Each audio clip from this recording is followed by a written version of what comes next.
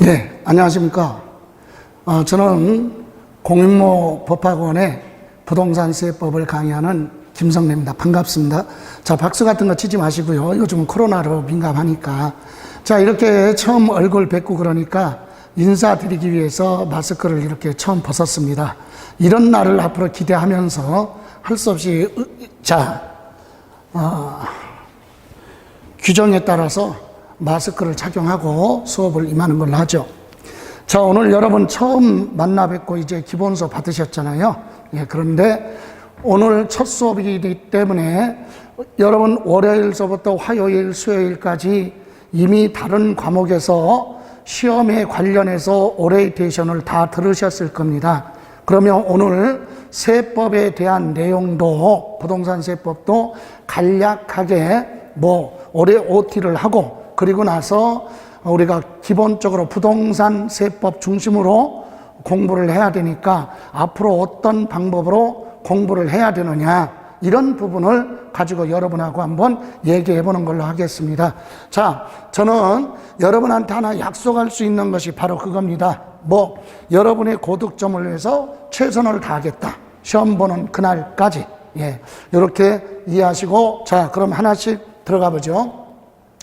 자, 공인중개사 자격시험은 1차와 2차로 구분하게 되는데, 1차 과목에 대해서는 선생님들이 다 과목별로 설명을 드렸기 때문에 우리는 이번 시간은 제 과목인 2차 과목의 부동산 세법에 대해서만 간략하게 말씀드리죠. 자, 여러분 1과목, 2과목, 3과목 여기에 부동산 공시법하고 세법은 합쳐서 하나의 과목입니다. 그러면 이 두 개를 합쳐서 하나의 과목인데, 요거 두 개 합쳐서 과락을 면해야 되는데 그 과락이 16문제잖아요. 2.5점씩이니까. 그래서 공시법을 다 틀리고 세법을 다 맞아도 과락을 면할 수가 있어요. 그러니까 우리 공시세법하고 세법하고 합쳐서 40문항인데 이것을 과락을 면하는 과목이 아니라, 저는 이 전체 2차 과목을 1차든 2차든 간에 개별, 즉 과락 40점 넘어야 되고 평균 60점 이상이 돼야 합격인데, 이때 2차 과목에 부동산 세법은 전략 과목이다, 이렇게 얘기를 합니다. 왜 그러냐? 이 공시세법에서 얼마만큼 점수를 득점하느냐에 따라서 2차 과목의 전체적인 평균에 영향을 주기 때문에 아주 중요하다. 그럼 여러분 세법이 16문항이니까 간혹 오해를 하세요. 뭐라고? 문항수가 뭐하니까 적으니까 나중에 몰아가지고 하자, 이렇게 하면 실패의 원인이 되죠. 그래서 생각해 보세요. 전체 한 과목, 예를 들어서 민법이면 민법 전체적으로 그 교재 기본서를 공부해서 40문항이 출제가 되는데, 세법은 세목별로 다 합쳐서 16문항이니까 문항수가 적다는 얘기는 그만큼 심도 있게 심화적으로 공부를 해야 된다. 그죠? 그래서 16문제가 출제가 되는데, 전략 과목으로서 저는 세법을 10개에서 13개 목표로 수업을 진행할 것이고, 요 정도 맞아주면은요 2차 평균에 전체적으로 60을 도달하는데 전혀 어려움이 없어요. 그래서 여러분들도 공부하실 때 수업 시간만 충실하게 빠지지 않고 나오시면 충분히 10개 이상은 맞출 수가 있다. 그래서 전략 과목이라고 제가 얘기를 하고요. 다음, 이번에는 두 번째, 그럼 10년 동안에 부동산 세법이 출제됐던 비중, 한번 비율을 보시면, 조세 총론, 우선 세법은 크게 세 가지로 나눠요. 첫 번째 1편, 조세 총론, 세금에 대한 전체적인 내용을 묻는 부분에 대해서 통상적으로 평균이 2문제죠.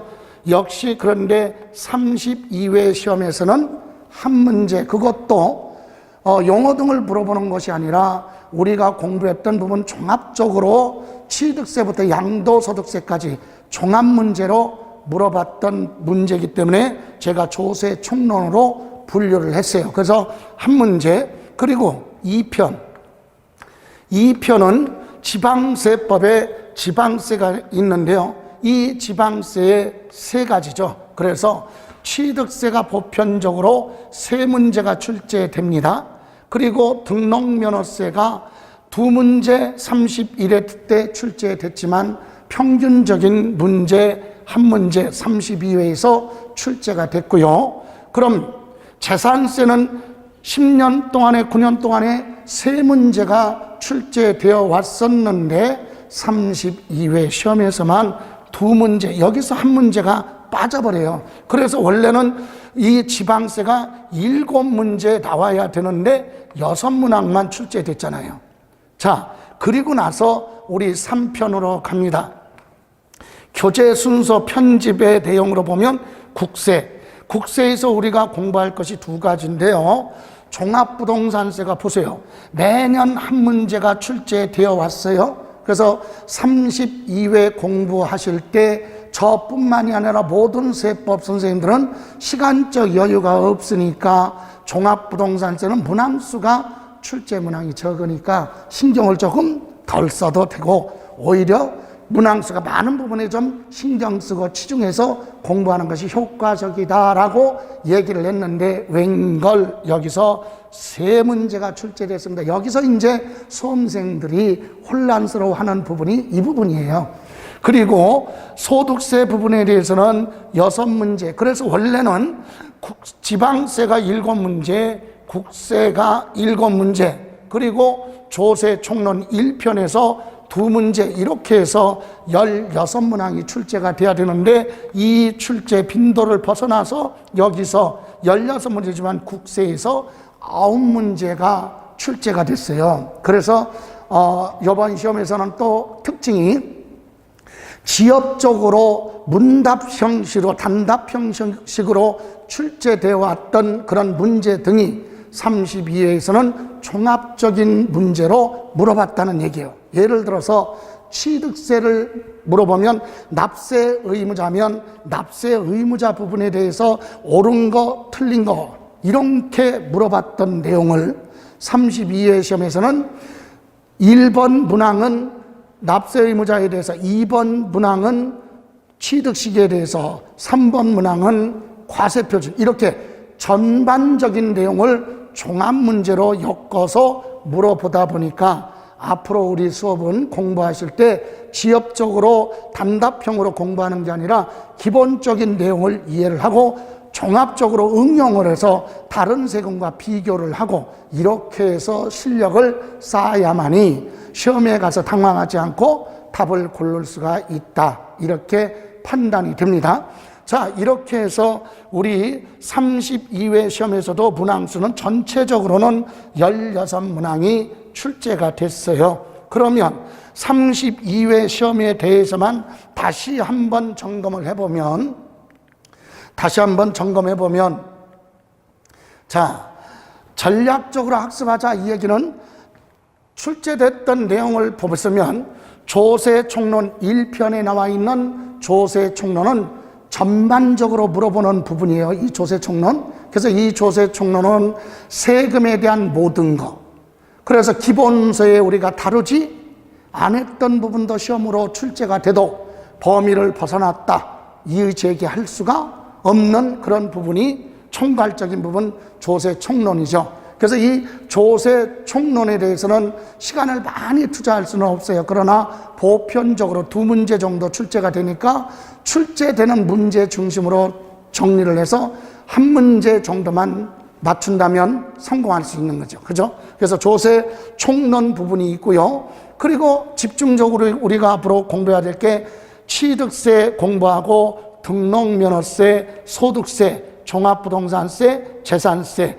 그러니까 조세 총론을 먼저 공부하고 강론에 들어가서는 5가지 세금을 우리가 시험에서 물어보니까 요 문항대로 우리는 공부를 해요. 물론 이미 앞에서 말씀드렸듯이 32회 시험에서 출제됐던 문항을 보면 조세 총론은 한 문제가 평균적으로 출제됐던 것에 비해서 감소가 됐고, 그리고 취득세는 그대로 세 문제 평균적인 비중으로 나왔고, 등록면허세도 그렇죠. 그런데 재산세에서 한 문제 정도가 감소가 됐다. 그죠? 예, 그것이 어디로 갔느냐?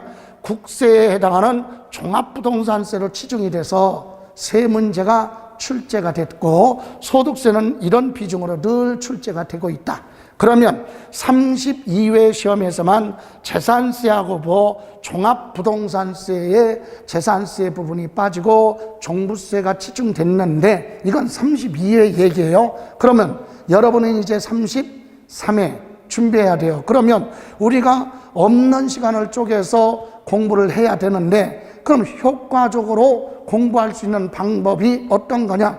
여러분, 저기 저 젊은 친구, 여기서 이 5가지 세금 중에서 3가지, 문항수가 제일 많은 거에 집중적으로 해야 되니까 3개 골라라 그러면 어떨 것 같아요? 이 중에서 골라라 그러면, 자, 누구든지 예측할 수 있죠. 33회 시험을 대비해서는 반드시 취득세는 필수로 해야 되겠다. 그죠? 예, 취득세 필수로 정리해야 되고, 두 번째는 역시 문항수가 그 다음에 높은 거 재산세입니다. 그죠? 재산세. 그리고 나서 우리 국세 중에서는 역시 소득세 6문제. 이 3가지, 3문제, 6문제면 12문제입니다. 여기서 여러분이 착각하시면 안 돼요. 이렇게 설명을 드렸더니 웬만하면 이 3과목을 중점적으로 공부를 하자 그랬더니, 그러면 시간이 없으니까 등록면허세 아예 안 하고 종합부동산세 안 하고 가겠다, 그런 뜻이 아니라, 기본 과정에서 정리할 때는 정상적으로 다 수업을 하되, 나중에 문제풀이를 하거나 그럴 때는 집중적으로 취득세하고 재산세, 소득세에 치중하라는 얘기지, 전면 이걸 하지 말아라 그런 뜻이 아니잖아요. 그죠? 예, 이렇게 해서 수업을 진행하게 됩니다. 그러면 각 학원에서도 또는 공인모 홈페이지를 통해서 여러분이 부동산 세법뿐만이 아니라 전체적인 커리큘럼에 대해서 보셨을 겁니다. 우리 세법은요, 조세 총론 작년 32회 시험을 대비했을 때 수업 방법이 조금 차이가 있다면, 저는 이번에 33회 시험을 대비해서 11월 달과 12월 달 있죠? 11월, 12월은 조세 총론에 대해서 전체적으로 정리를 할 겁니다. 끝까지. 그러면 여러분은요, 조세 총론, 만약에 1월 달에 또는 2월 달에, 3월 달에, 5월 달에 수업을 시작하는 분이라 하더라도 무선 수업을 들어오기 전에 11월, 12월 달에 조세 총론 부분은 반드시 점검을 수업을 듣고, 그리고 기본 수업을 들어오시면 돼요. 그래서 그 다음에 기초 과정 있죠. 기본 과정. 여기가 원래는 우리는 11월, 12월 과정을 기초 이론 과정이에요. 기초 과정인데, 이 기초 과정을 저는 조세 총론 부분에 대해서 치중하겠다, 이 얘기입니다. 그리고 나서 1, 2월 달에 가서 기본 과정 가고, 그리고 그 다음에 심화 과정 3월 달, 4월 달. 여러분 기본 과정을 하고, 심화 과정은 기본 과정에 공부한 거에 생략했던 응용 문제나 판례 사례 부분까지 다 합쳐서 심도 있게 공부하는 부분이 심화 이론 부분이 됩니다. 그리고 나서 마지막으로 또 여기 핵심 이론을 정리를 하고, 그리고 문제풀이로 가죠. 그런데 문제풀이 넘어가기 전에 요 이론 과정을 공부하고, 문제풀이 가기 전에 핵심 이론 등을 우리가 특강 등을 통해서 보충을 하셔야 돼요. 왜? 우리 커리큘럼상 공시하고 세법은 격주 2주마다 한 번씩 수업이 진행되다 보니까 어려움이 많아요. 그래서 하루 정도 특강 등을 이용을 해서 요거 이론 정리를 하고 문제풀이 들어가셔야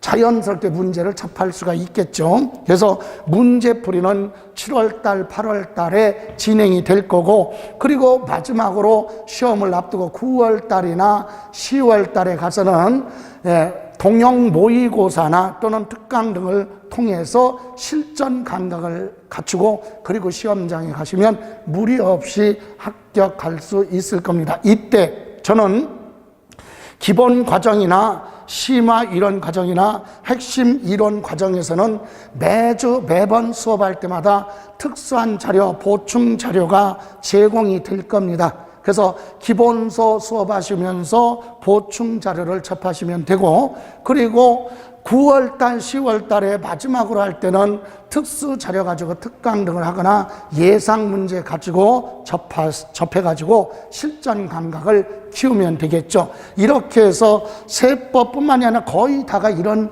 과목이 이런 순환 과정을 거쳐서 수업이 진행이 될 겁니다. 자, 그러면 합격을 위해서 어떻게 해야 되느냐. 저는 이제 OT를 이제 다른 과목에서 OT를 많이 했으니까 우리 세법은 좀 이렇게 간단하게 정리하고 본 수업으로 가서 몇 가지 점검을 할 건데, 합격을 위해서 제가 여러분한테 강조하는 부분이 있어요. 그 첫 번째가 바로 뭐냐면 본인만이 실현할 수 있는 최소한의 계획을 세워라. 예를 들어서 오전에 학원에서 수업을 들었어요. 아니면 동영상 수업을 들었어요. 4시간 정도 수업을 들었습니다. 그리고 나서 나는 오늘 밤 12시 지나가기 전에 다시 한번 4시간을 복습해야 되겠다. 이런 실현하기가 어려운 그런 계획을 세우면 안 돼요. 그러니까 여러분 학원에서 수업할 때 예를 들어 나는 실강을 들었어요. 그래서 4시간 가까운 시간을 수업을 들었으면 집에 가셔서 예를 들어서 오늘 밤 12시 넘어가기 전까지 나는 1시간이든 2시간 정도까지는 내가 무슨 일이 있어도 안배를 해놓고 그 시간에 우리가 공부한 걸 배속을 빠르게 하든 기본서로 보시든 정리를 해야 되겠다. 복습할 수 있는 계획을 짜야 돼요. 그래서 1시간이 됐든 2시간이 됐든 지키면 그게 습관화가 되잖아요. 그리고 나면 나머지 어려움이 없습니다. 그런데 처음부터 4시간, 5시간 복습한다? 그거 못 지키면은 어렵잖아요. 그리고 생활하시면서 공부하다 보니까 어떤 예상치 못했던 일들이 발생할 수 있잖아요. 그리고 또 약속을 할 수도 있으니까 일단은 내가 몇 시부터 몇 시까지 내가 그 범위에 내가 공부할 수 있는 환경이 좋은 시간이다. 그렇게 정해져 있다면 그 시간만큼은 다른 거 하지 말고 복습하는 걸 우선으로 할 수 있는, 그렇게 나만의 가지고 있을 수 있는 특별한 게 아니라 학습 계획만큼은 최대 아니라 최소한 요 정도만큼은 해야 되겠다라고 계획을 세우고, 두 번째, 뭐니 해도요, 강의를 듣고 기본서 보셔야 됩니다. 자, 기본서 보셔야 시험에서는 법률 과목이기 때문에 기본서에는 법조문이 나오는 거지, 우리가 예상 문제를 많이 다뤄봤다고 그래서 합격할 수 있는 건 아니에요. 예상 문제는 글자 그대로 실전에 가서 도움을 얻기 위해서 이거 여러 개 문제를 다루는 것 뿐이지, 기본 내용은 뭐냐? 기본서에 있다. 그래서 강의를 들으시고 기본서, 예를 들어서 실강을 들으시는 분은 기본서 학원에서 수업을 듣고 또 복습하고, 그죠? 집에 가서 한번 들어보면, 여러분 동영상도 그래요. 인터넷을 통해서 온라인을 통해서 강의를 들었어요.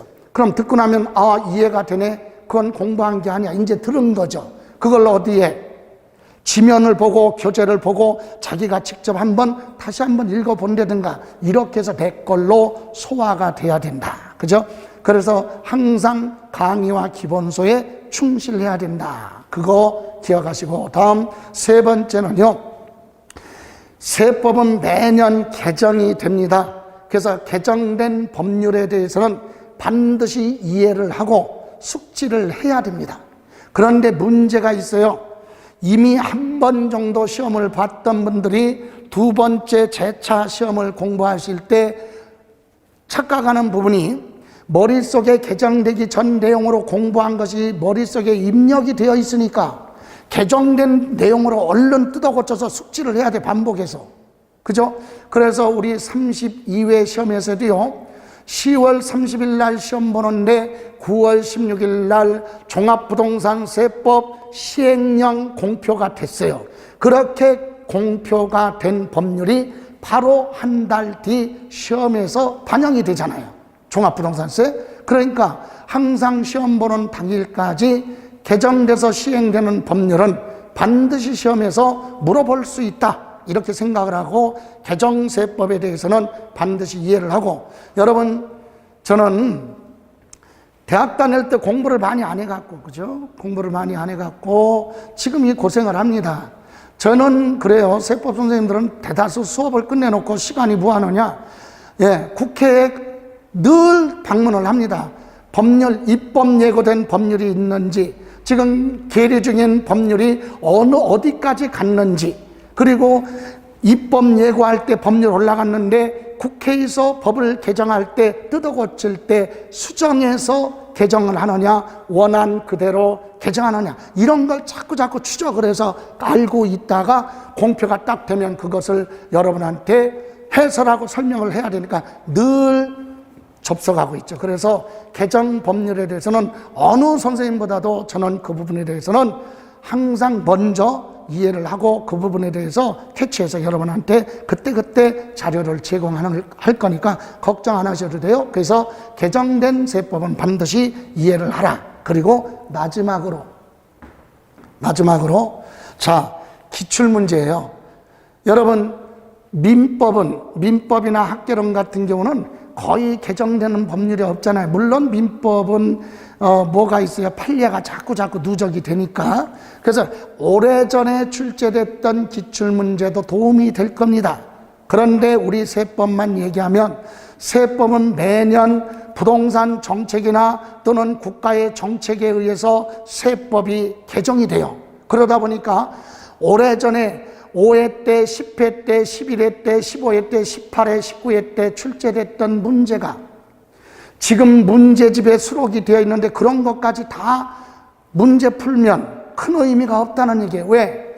이미 옛날 거 바뀌어도 여러 번 바뀌었고, 그걸 옛날에 출제됐던 것을 지금 개정된 내용으로 변형을 시킨 거니까 의미가 없다. 그래서 저는 세법만큼은 오래된 거 필요 없어요. 오히려 의미가 없으니까 25회에서부터 32회까지 출제됐던 기출문제를 다뤄보시면, 이거는 기출문제를 다뤄보면 어떤 효과가 있냐면 여러분이 공부할 분량이 그만큼 압축이 돼.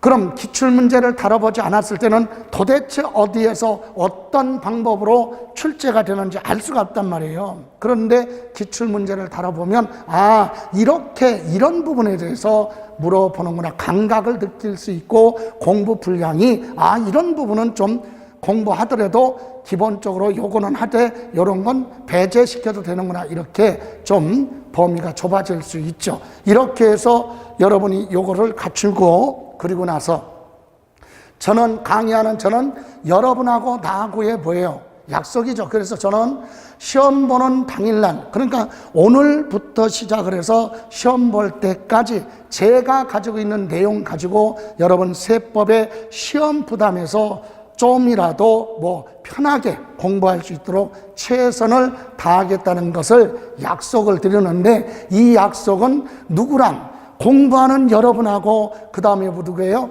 저하고, 그리고 이 장소를 제공하는 학원하고, 이 삼위일체가 돼서 서로 노력하면 충분히 좋은 결과가 있을 것이다 라고 단언합니다. 자, 이렇게 해서 OT, 세법을 어떻게 공부할 것인가, 그리고 어떤 부분에 중점을 줄 것인가 라고 설명을 드렸고, 이런 또한 부분은 앞으로 수업을 진행하면서 또 거기에 관련해서는 그때 또 설명을 드리는 걸로 하겠습니다. 자, 그러면 이제 지금부터는 우리 세금에 관련해서 우리가 공부해야 될 조세에 대해서 몇 가지만 점검해 보고 갑니다. 자, 세금은 여러 가지 세금이 있어요. 우리나라의 세금은 관세를 빼고 세금이 23가지가 있습니다. 24가지였었는데 22년서부터는 하나가 없어지니까 23가지 세금이 있는데 23가지 세금을 우리가 다 공부하는 게 아니잖아요. 그 중에서 우리는 부동산에 관련된 세금에 대해서만 공부를 하게 됩니다. 그럼 부동산에 대한 권리, 즉 부동산에 대한 세금에 대해서 공부할 때 이번 시간에는 첫 시간이니까 조세의 개념 및 특징, 세금이라는 게 도대체 뭐고, 그리고 어떤 특징을 가지고 있느냐, 세금, 요거에 대해서 알아볼 것이고, 그리고 두 번째, 자, 부동산의 정의, 어디까지를 부동산으로 볼 것이냐, 민법에서 얘기하는 부동산의 개념이 있고 부동산 학개론에서 얘기하는 부동산의 개념이 있을 것이고, 우리가 공부해야 될 공법상, 즉 세법에서 얘기하는 부동산의 범위, 이거에 대해서 알아보고, 그리고 부동산이라고 해서 세금을 똑같이 부과하는 건 아니에요. 그래서 부동산도 어떤 방법으로 과세를 할 것이냐, 일반 상가 부동산하고요, 주택하고 과세하는 방법이 달라요. 그래서 그런 부분을 점검해보고, 그리고 앞으로 수업을 할 때 세목별 과세 요건은 뭐다? 필수예요. 그래서 이 과세 요건이 도대체 뭔데 이게 중요한 거냐? 모든 세금을 공부할 때 필수적 순서 알아야 될 거, 반드시 정리해야 될 게 바로 필수 조건인 과세 요건이에요. 세금은 과세 요건에서부터 시작하고 과세 요건에서 끝난다, 이렇게 해도 과언이 아니죠. 그래서 과세 요건에 대해서 알아보고, 이번 시간에는 마지막으로 부동산 활동에 따른 조세, 세금이 뭐가 있느냐. 부동산 활동하면 부동산은 움직일 수 없잖아요. 그러나 권리가 이전되는 걸 우리는 부동산 활동, 이렇게 얘기합니다. 사용, 수익, 처분할 수 있는 권리, 소유권이 다른 사람한테 이전되는 과정, 이것을 부동산 활동을 해서 부동산 활동에 관련된 세금, 취득할 때 관련된 세금이 있고, 부동산을 가지고 있을 때 관련된 세금, 그리고 부동산을 양도할 때 관련된 세금, 이런 부분에 대해서 알아보는 시간으로 하겠습니다. 그럼 순서에 따라서 첫 번째, 조세법 특징 정의에 대해서 보죠. 도대체 세금이 뭐냐, 이겁니다. 그래서 세금은 이렇게 5가지 특징을 가지고 있어요.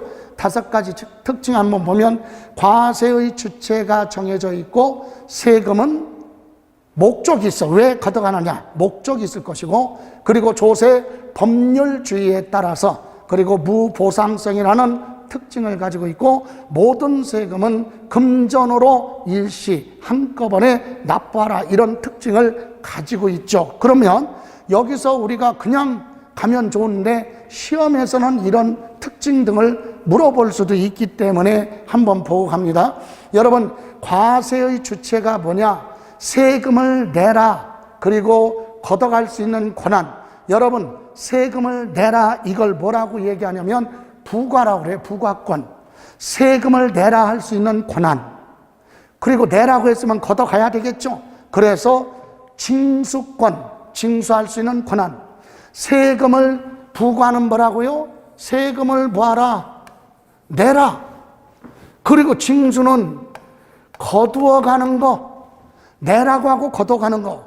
내라고 하는 걸 부과, 걷어가는 걸 징수. 그래서 이렇게 부과할 수 있는 권한과 걷어갈 수 있는 징수권을 누가 가지고 있느냐? 국가나 지방자치단체가 가지고 있다. 그래서 세금은 국가나 지방자치단체만이 부과하고 징수, 걷어갈 수 있다. 그래서 조금 더 들어가면은요, 국가가 부과하고 징수할 수 있는 권한을 가진 세금을 우리는 앞으로 이제 명칭을 뭐라고 부르느냐? 국세라고 합니다. 국세. 그래서 국세에는 12가지 세금이 있어요. 숫자가 중요한 건 아니에요. 그리고 또 지방자치단체도 여러분 지방자치단체가 걷어가는 세금을 우리는 뭐라고 얘기하느냐? 지방세 이렇게 얘기해요. 지방세는 11가지 세금으로 되어 있죠. 그래서 우리 관세를 빼고 내국세 우리나라 안에 관련된 세금은 23가지 세금이죠. 이 중에 우리는 부동산에 관련돼서 5가지 세금만 공부할 거다 이거예요. 자, 그런데 그렇다면 국가나 지방자치단체만이 부과하고 징수할 수 있는 권한을 가지고 있다. 그래서 과세의 주체 그러면 국가나 지방자치단체를 얘기한다. 그런데 이때 그러면 국가나 지방자치단체가 아니라 공공기관에서 걷어가는 벌금이나 과태료, 법을 위반해서 과태료 또는 공공요금 있죠. 전기요금, 수도요금 이런 것은 국가가 징수하는 것이 아니라 행정기관에서 유지 관리하고 어떤 걸 보호하고 하기 위해서 유지하기 위해서 걷어가는 거기 때문에 벌금, 과태료, 공과금 등은 세금이 아니다. 이거 세금이 아니에요. 이런 부분 간혹가다 지문에 하나 물어본 적이 있어요. 자, 벌금, 과태료, 공과금도 세금에 포함한다. 세금으로 본다. 틀리죠. 세금이 아니다. 세금은 오로지 국가나 지방자치단체만이 부과하고 징수하는 거지 각각의 행정관청에서 걷어가는 벌금, 과태료는 세금이 아니다. 이렇게 정리하시면 되고요. 두 번째, 과세의 목적. 여러분, 국가나 지방자치단체가 부과하고 징수하는 게 세금이라고 했는데 세금을 걷어가는 목적이 뭐냐? 재정수입이라고 그래요. 재정수입 또는 다른 말로 뭐라고 그래요? 재원을 부하겠다, 조달하겠다. 자, 앞에 젊은 친구들이 있는데 한번 물어볼게요. 저기 결혼했어요? 안 했어요? 그러면 만약에 결혼을 하면 한 가정을 꾸려갈 텐데 그러면 한 가정을 꾸려가는 가장으로서 제일 필요한 게 뭘 것 같아요? 네, 사랑? 좋아요. 그것도 있어야 돼. 여기 보세요. 자, 지금 젊은이 친구가 얘기했듯이 가정을 꾸려가는데 꼭 있어야 될 게 사랑이란 얘기예요. 그죠? 예. 근데 그것도 춥고 배고프면은요, 사랑이 안 생겨. 있었던 사랑도 없어져. 경제적으로 윤택하면 없었던 사랑도 생겨. 꼭 그런 건 아니지만, 그래서 중요한 건 뭐냐? 한 가정을 꾸려 나가기 위해서는 필요한 재원이 있어야 돼. 그죠? 경제적으로 윤택해야 돼. 그래서 우리 국가를 경영하려면 돈이 필요하고 지방자치단체 경영하려면 지방자치단체에 필요한 돈이 있겠죠. 그런 비용으로 사용하기 위해서 걷어가는 게 세금이다. 이게 우리는 1차적 목적이다. 이렇게 얘기합니다. 그런데 세금은 이런 목적은 기본적인 목적이고요. 2차적으로 부수적인 목적도 있어요. 여러분, 세금을 걷어가기 위해서 국회에서 만들어 놓은 법이 세법인데 세금마다 목적이 있다니까. 어떤 목적? 예를 들어 이런 거. 자, 부의 세습을 부한다? 방지하겠다. 노력의 대가 없이 부가 세습되는 걸 되도록이면 억제하겠다. 그래서 만들어 놓은 법이 상속세 및 증여세법에 따라 상속세, 증여세죠. 상속세, 증여세는 왜 만들어놨어요? 목적이 부가 이전되는 걸, 세습되는 걸 억제하겠다. 한 번 부자는 영원한 부자다. 그거 억제하겠다. 그런 목적이에요. 그러면 소득 재분배 목적도 있겠죠. 이건 뭡니까? 당연히 소득세예요. 개인이 돈을 벌었으면 소득이 발생하면 소득세를 내는데 목적이 뭐냐? 소득이 있는 사람한테 소득을 걷어서 없는 저소득을 위해서 다시 부하겠다, 재분배하겠다라고 하는 소득 재분배 정책이 목적이에요. 소득세. 예. 또 그 외에 부동산 투기 억제하겠다 만들어 놓은 법이 대표적으로 뭡니까? 종부세잖아요. 부동산을, 불필요한 부동산을 과다 보유하고 있으면 그건 투기다. 그러니까 세금을 많이 부과하니까 세금 부담이 크니까 불필요한 부동산은 뭐하라? 처분하라. 안 가지고 있으면 세금 안 나오니까. 그래서 부동산 과다 보유를 함으로써 부동산 투기를 하게 되는데 그런 걸 억제를 하겠다. 그래서 만들어 놓은 게 종합부동산세. 이렇게 세금마다 부수적인 목적도 있어요. 뭐 개별 소비세 같은 경우는 소비를 뭐 하겠다, 억제하겠다, 그죠? 예, 이렇게 이것뿐만이 아니라 세금마다 다 부수적인 목적도 있지만 우리가 시험을 대비해서 총괄적으로 얘기할 때 세금이 뭐냐 이렇게 얘기하면 목적이 뭐냐 그러면 국가나 지방자치단체 경영하는 데 필요한 경비로 충당 사용하기 위해서 걷어가는 게 세금이다. 이렇게 정리하시면 되고, 세 번째, 조세법률주의라고 그랬어요. 여러분, 조세법률주의는 뭐냐? 조세법률주의는 세금을 부과하기 위해서 국가나 지방자치단체는 권력이 막강하거든요. 이런 국가나 지방자치단체가 힘없는 개인한테 수시로 세금 내라고 하고 수시로 세금을 걷어간다면 국민의 저항이 크고 우리나라 살 사람이 없겠지. 다 외국으로 이민 가겠죠. 그죠? 그래서 조세권을 남발하지 못하도록 하기 위해서 국회에서 법을 만들어 놨어요. 세금을 부과하기 위해서 만들어 놓은 법이 바로 뭐냐? 세법. 그죠? 이 세법에는 요건을 규정해 놨어요. 국가나 지방자치단체도 세금을 부과하고 걷어가려면 반드시 법률에 명시되어 있는 요건을 뭐했을 때 충족했을 때만 세금을 부과하고 징수할 수 있다. 그래서 그 요건이 바로 뭐냐? 과세 요건이라고 합니다. 세법에는 과세 요건을 명시해 놨어요. 그래서 과세 요건은 첫 번째, 무엇에 대해서 세금 내라고 할 거냐? 과세 대상이 명시되어 있고, 법에는 누구를 세금 내야 될 납세 의무자로 할 것이냐? 그것이 명시되어 있고, 그리고 어떤 금액으로 세금을 계산할 것이냐? 과세 표준. 그리고 세금을 계산하려면 여기 과세 표준에다가 곱하기 뭐예요? 세율, 기본이 %죠? 이렇게 세율을 곱해야 세금이 나올 거 아닙니까? 이 네 가지를 우리는 뭐라고 한다? 과세 요건. 이 과세 요건이 세법이라는 법률에 명시가 되어 있어요. 그래서 이 국가나 지방자치단체는 이 법의 요건, 이걸 다 뭐했을 때 충족한 개인, 법인, 단체가 있으면 그 사람들한테 너 세금 낼래? 안 물어보고, 과세 요건을 충족했으면 강제로 세금 내라. 안 내? 강제로 뺏어와요. 압류 등을 해서 이렇게 징수하는 게 세금이다. 그래서 조세법률주의라고 하는 것은 정리하면 이거죠. 국가나 지방자치단체가 조세권을 남발할 수 없도록 하기 위해서 세법이 정해놓은 과세 요건을 다 충족했을 때만 부과하고 징수할 수 있다. 안전장치를 만들어 놓은 겁니다. 그리고 세금은 무보상성이다. 보상이 없다. 이 얘기예요. 예? 보상이 없다는 얘기는 무슨 말이냐? 개별적으로, 직접적으로 보상이 없다 얘기예요. 개별적 이 얘기는 뭐예요? 개인적으로, 예? 개인적으로 보상이 없다 이 얘기예요.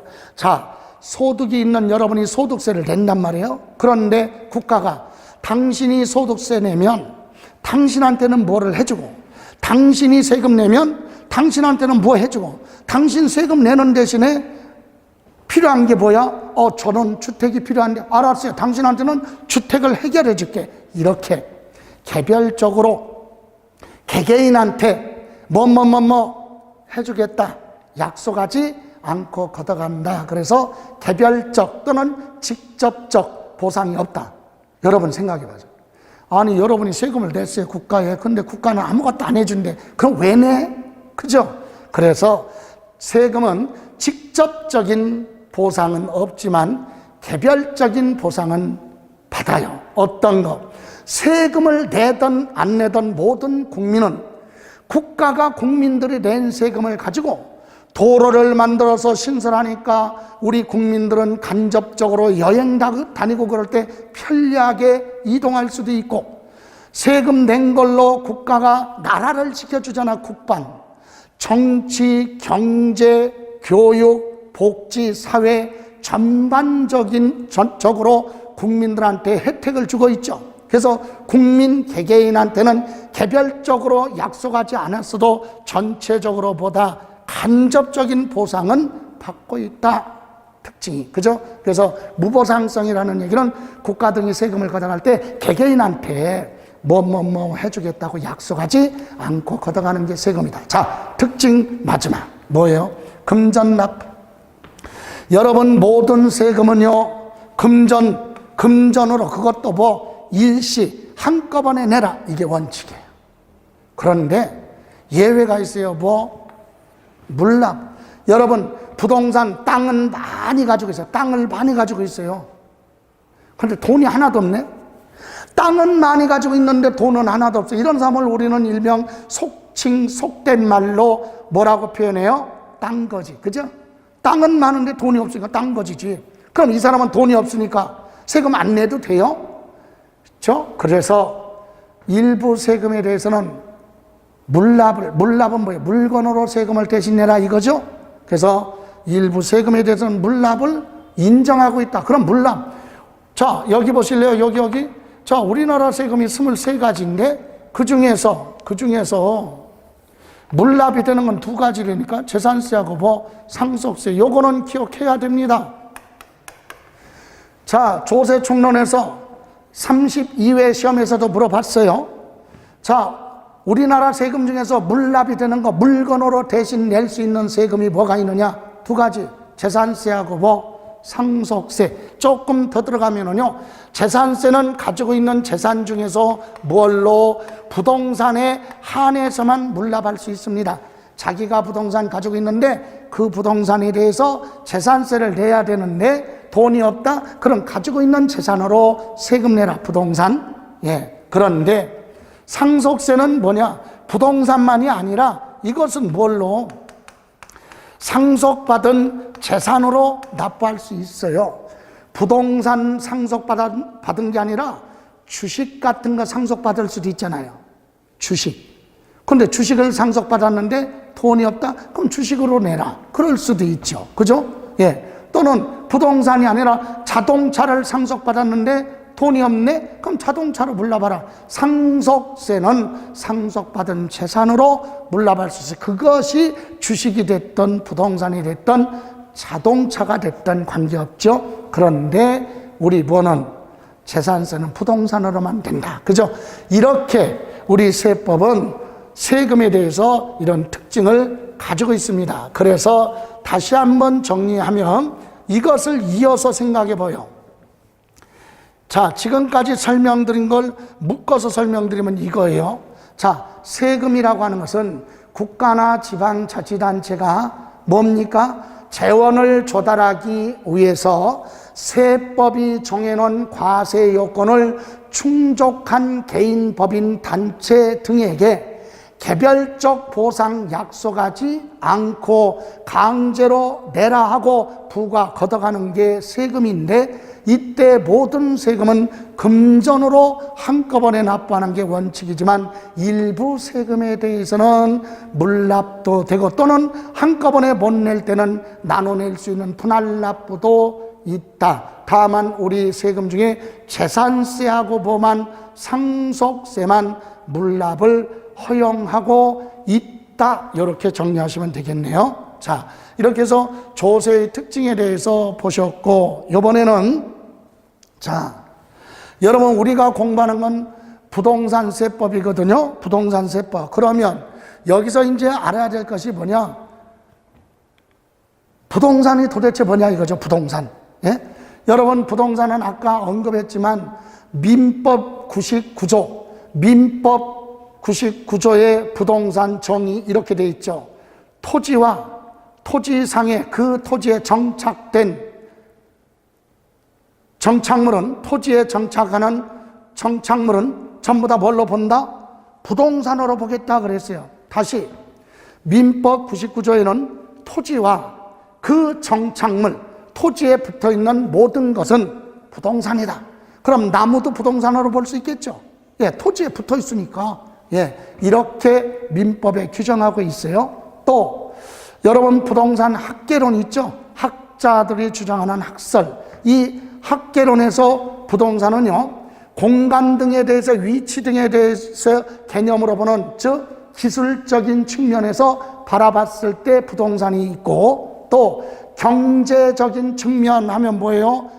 자산 가치, 가격 이런 걸 관점으로 바라보는 부동산이 있고, 또 법률적인 측면에서의 부동산, 협의의 부동산과 광의 부동산, 이런 식으로 구분을 한단 말이에요. 그런데 우리가 공부해야 될 세금에 대한 부과하는 세법의 부동산은 명확하게 범위를 축소해서 정리합니다.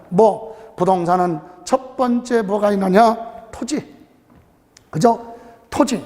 그리고 건축물이에요. 건축물. 토지하고 건축물. 여러분, 건물이 아니라 뭐라고요? 건축물. 그럼 건축물은 뭔데? 그래서 건축물은 건물하고요, 각종 시설물이 있으면 더해가지고 건축물이라고 한다. 이제 건축물은 건물이라고 하는 고정관념을 깨라. 건물도 건축물 범위에 들어가지만 건물이 아닌 각종 시설물도 건축물이다 이거예요. 그래서 세법에서 얘기하는 부동산은 토지하고 건축물을 더해라. 그래서 두 개, 토지 건축물을 합쳐서 뭐라고 한다? 부동산, 이렇게 얘기하잖아요. 그죠? 그러면 이때 토지는 뭘 얘기하느냐? 구체적으로 여기서 결론부터 얘기하면은요, 이해를 하라는 얘기지, 토지에 대해서 정의를 물어보거나 건축물의 뜻이 뭔데 이런 거 물어보지 않습니다. 그럼 토지는 우리나라에 있는 땅은 법에 땅에 어디를 이용하느냐에 따라서 공적 장부, 공부상이라고 하는데 토지 대장 등의 기재를 할 때 땅의 이름을 정해놨어요. 기재하기 위해서 땅의 기준, 땅의 이름을, 기준을 28가지 이름을 정해놓고 규정하고 있다. 법에 무슨 법? 구체적으로 얘기하면 공간정보 구축 및 관리에 관한 법률 등의 28가지 지목으로 되어 있는 그런 토지 이름을 정해놨어요. 땅의 이름, 그게 지목이죠. 그러면 전, 답, 과수원, 목장용지, 임야, 여기서부터 시작을 해서 쭉 28번째 잡종지까지 28가지 땅의 지목이 있는데, 이렇게 기본을 정해놓고 토지가 있으면 그 중에 하나를 골라서 어떻게 하라? 지적공부, 토지 대장, 임야 대장, 이와 같은 공적 장부에다가 뭐하라? 기재하라. 그래서 등록 대상이 되는 토지 하면 28가지 지목에 해당하는 토지를 얘기합니다.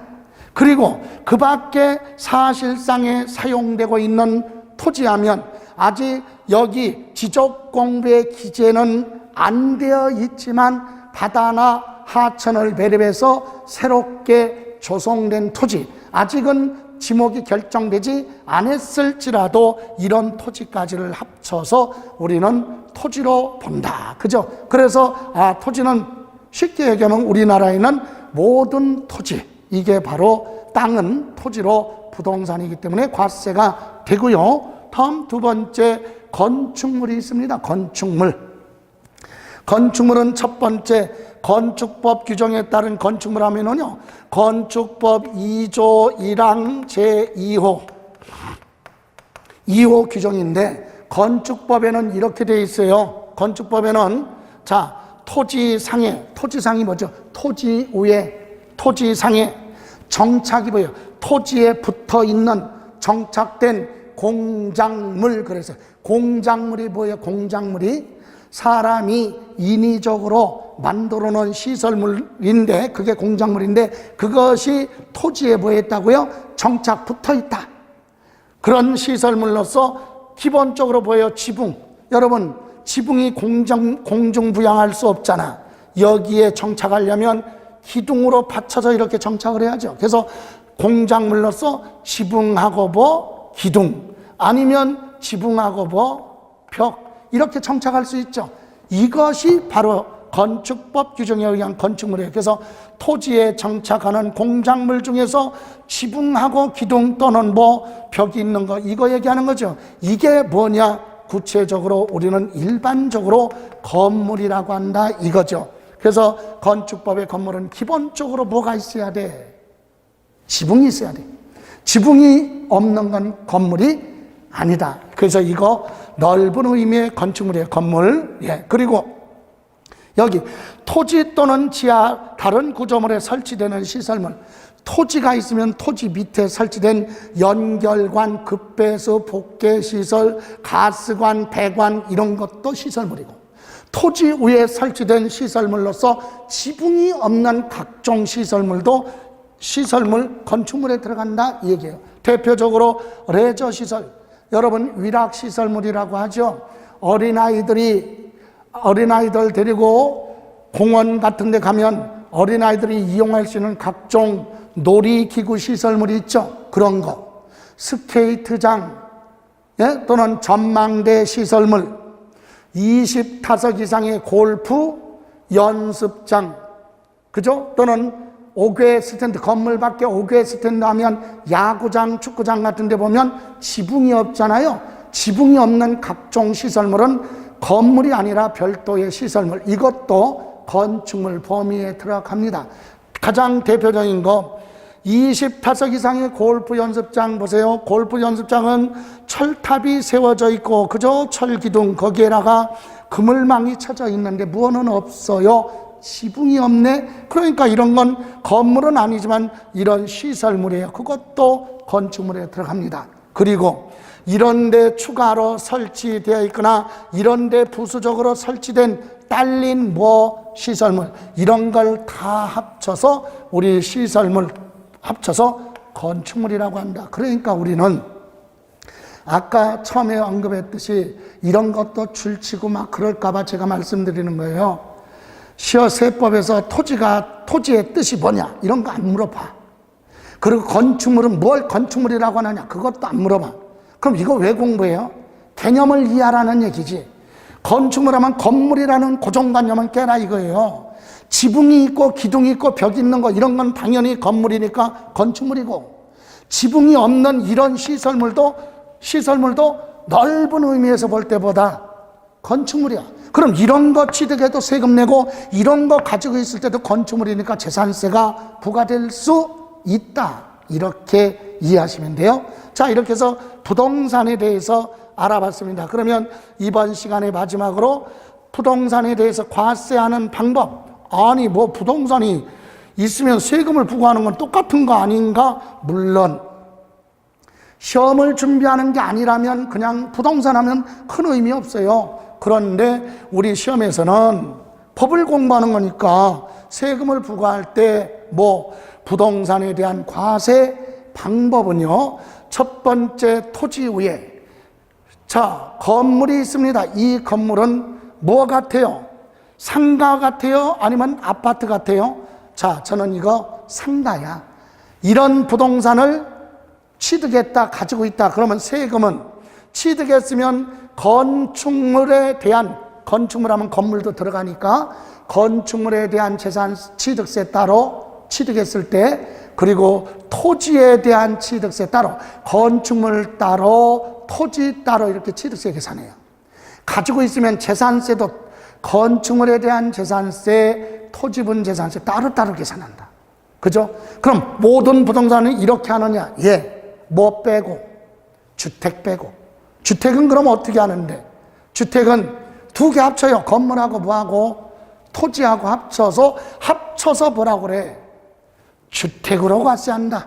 그러니까 부동산 중에서 단독주택이 됐던 아파트 공동주택이 됐던 간에 주택은 건물하고 토지를 통합해서 취득세 계산, 합쳐서 재산세 계산, 합쳐서 팔았을 때 양도소득세 계산합니다. 그런데 주택을 제외한 부동산은 취득할 때 건축물 취득세 따로 계산, 토지에 대한 취득세가 따로 계산.